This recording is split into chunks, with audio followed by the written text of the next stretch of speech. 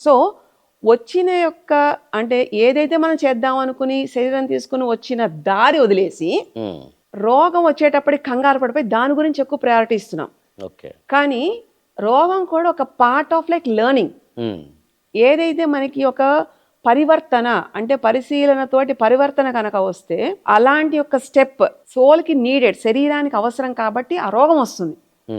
అందుకనే క్యూర్ లేనివి కూడా మన ఏన్షియంట్ టెక్స్ట్లో ఇవన్నిటితోటి డెఫినిషన్స్ తోటి ఎలాంటి లింబిక్ సిస్టమ్ ఉన్న ఈ హ్యూమన్ బాడీలో దాన్ని ఎలా కంట్రోల్ చేయాలి టెక్నిక్స్ తోటి అన్ని ఉపదేశించడం జరిగింది. ఇప్పుడు చెప్పండి, ఎంత కార్ల్ జంగ్ అవ్వచ్చు, ఫ్రాయిడ్ అవ్వచ్చు, ఎలాంటి వాళ్ళైనా అందరూ we are like humans. So source of human body what it is, it's not about like any technology. అంటే ఇప్పుడు ఇంజనీరింగా లేకపోతే మెడిసినా, that's not it. What is like human technology, inbuilt technology, what it is. దాంతో అంటే ఎలాంటి వనరులతోటి మనం ఇక్కడికి రావడం జరిగింది, దేని వైపు వెళ్ళాలి, ఏది సాధించాలి అన్న దాని మీద మనసు అనేది చాలా సింపుల్ థింగ్.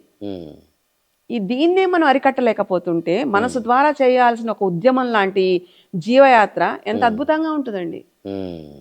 కష్టాన్ని కూడా కష్టం విల్ బి దేర్, కానీ ఆ కష్టానికి కావాల్సి వచ్చినప్పుడు ప్రశాంతంగా కనుక అలజడి లేకుండా మనం ఉంటే యూనివర్స్ కాస్మిక్ ఎనర్జీ మనకి ఏదో ఒక హెల్ప్ ఎలా పంపిస్తుంది, అదొక మిరాకిల్ అండి.